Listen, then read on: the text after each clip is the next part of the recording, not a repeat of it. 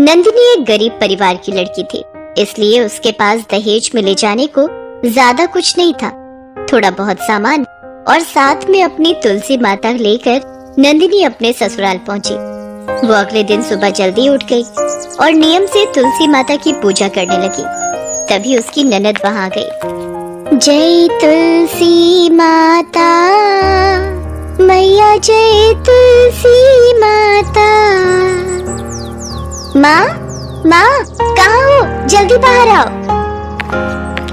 क्या हुआ है? तू इतना शोर क्यों मचा रही है? शोर मैं नहीं, भाभी मचा रही है। आपको पता है मैं रात में देर से सोती हूँ और सुबह सुबह इनकी घंटी और आरती की आवाज ने मुझे उठा दिया। पता नहीं पापा भी किस गवार को उठा लाए हैं, आधे से पूरे घर की शांति भंग कर दी। निशा, मैं तो तुलसी माता की पूजा आरती कर रही थी। कान खोलकर सुन लो बहू, सुबह सुबह कोई पूजा पाठ नहीं होगा। ये तुम्हारा मायका नहीं ससुराल है, जहाँ तुम्हारी नहीं हमारी चलती है। जल्दी से ये खत्म करो। हमारे यहाँ कोई नौकर नौकरानी नहीं लगे हैं जो सुबह सुबह घर के काम कर देंगे। घर के सारे काम तुम्हें ही करने हैं। जी माँ जी। अरे बिमला, बहू की शादी को अभी एक ही दिन हुआ है और तुम उससे काम करवाना शुरू हो गई। ये बात ठीक नहीं है।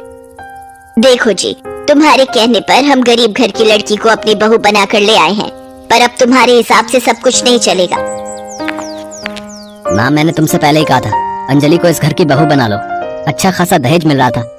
बताओ, दहेज के नाम पर एक तुलसी का पौधा उठा कर ले आई है। पूजा तो ऐसे कर रही थी जैसे तुलसी के पौधे पर नोट उगते हों।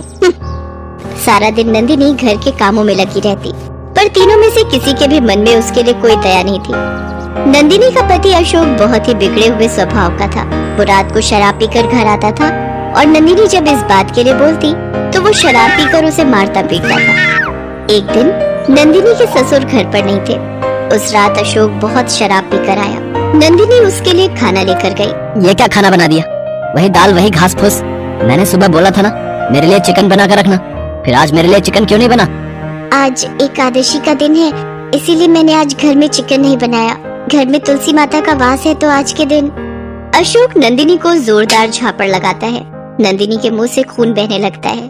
तभी उसकी सास और ननद शोर सुनकर कमरे में आ जाती हैं। क्या हो गया? क्यों इतना शोर मचा रखा है? अब क्या कर दिया इस कलमुही ने? माँ, क्या उठा लाए हो? मैं इसके साथ एक सेकंड भी नहीं रह सकता। मेरा आज चिकन खाने का मन था और ये आज कह रही है कि एकादशी का दिन है। पता नहीं कौन कौन से पाखंड करती है। कभी एकादशी, कभी अमावस्या, कभी तुलसी पूजा। कुछ ना कुछ इसका चलता ही रहता है। माँ, या तो अब इस घर में ये रहेगी या इस घर में मैं रहूंगा। माँ, कुछ तो आपको अब करना ही पड़ेगा। इसकी वजह से आज भैया घर छोड़कर जा रहे हैं। देख बेटा अशोक, तेरे पापा घर पर नहीं है। कल वो आ जाएंगे, उसके बाद हम इसका कोई ना कोई फैसला करते हैं। ज्यादा होगा तो हम तुझे इससे तलाक दिलवा देंगे। उस रात नंदिनी तुलसी माता के पौधे के पास ही बैठी रोती रही। अगले दिन जब नंदिनी के ससुर को सारी बात पता चली तो वो गुस्से में आ गए। कान खोलकर सुन लो तुम सब।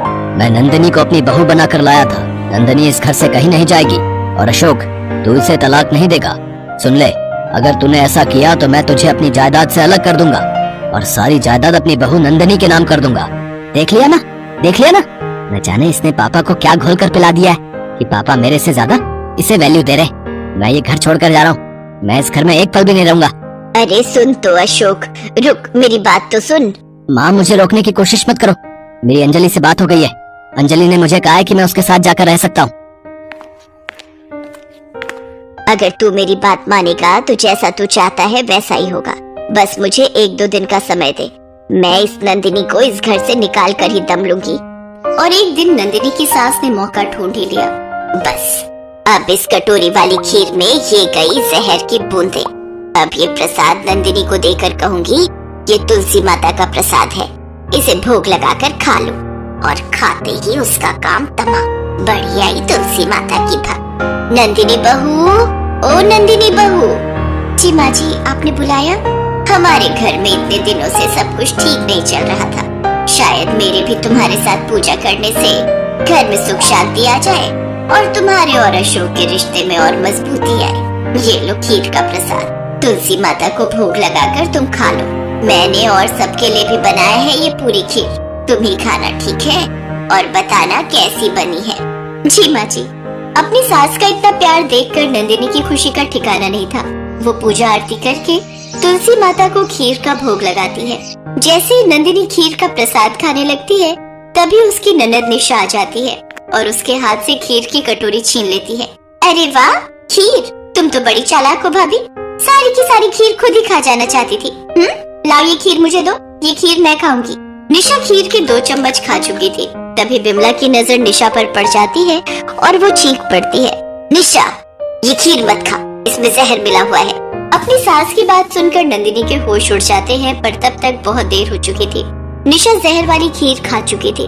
निशा चक्कर खाकर बेहोश हो जाती है। बिमला चीखे मारकर रोने लगती है। इतनी देर में अशोक और नंदिनी के ससुर भी आ जाते हैं। अरे बिमला, तुम अपनी बहू को मारने चली थी, तुम्हें जरा से भी शर्म नहीं आई?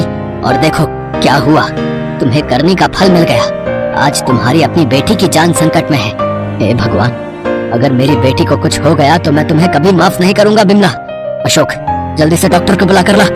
अशोक डॉक्टर को बुलाकर लाता है, पर निशा में कुछ नहीं बचा था। आई एम सॉरी, अब मैं कुछ नहीं कर सकता।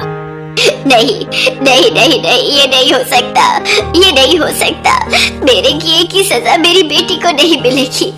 आज आपके पत्तों का रस मेरी ननद के लिए जीवनदायिनी औषधि बन जाए, इसी कामना से मैं ये तुलसी के पत्तों का रस अपनी ननद को पिला रही हूँ। माँ, जय तुलसी मैया।